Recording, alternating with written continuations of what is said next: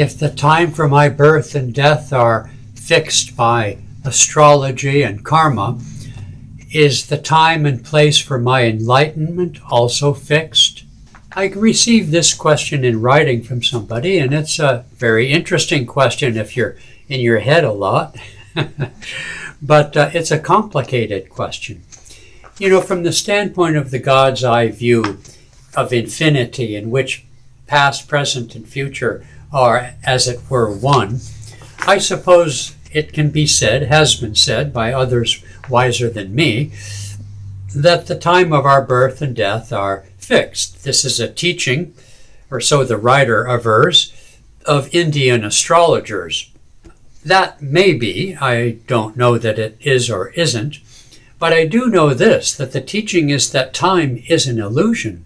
I also know that the teaching is that what we do, our karma, in the past and in the present, are the operators, the agents of cause and effect in our life. And so if God might be able to know the time of our birth and death and even enlightenment, perhaps, that doesn't do us any good, because we can change those things by our actions. We don't know those times because we don't have the God's eye view. So simply dismiss it. What we do now will impact the time and place of these key events in our lives. We cannot but act in this, along these lines, lest we become a puppet. And that would be a paralysis to our willpower. It cannot be true from our point of view.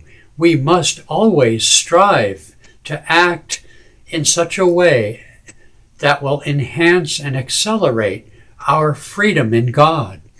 There can be no other answer to this. So it's much better to think of how we should act here and now in order to achieve freedom sooner in time and space. We are locked, hypnotized by time and space. So long as we are in the dream, we must behave as best we can with as much conscious choice and free will as we feel we have in order to participate in this dream responsibly.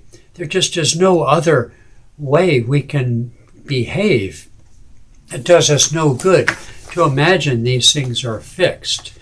And I question those statements as to what's fixed, but I cannot really know to the extent to which that's true. I know there are stories that suggest that the events of our life are fixed by karma. Yes, that's true. But as I say, that's not the practical question, okay? Why did I choose this shirt, or why did I have this for my breakfast? Okay, fine, those things are, in a sense, predetermined.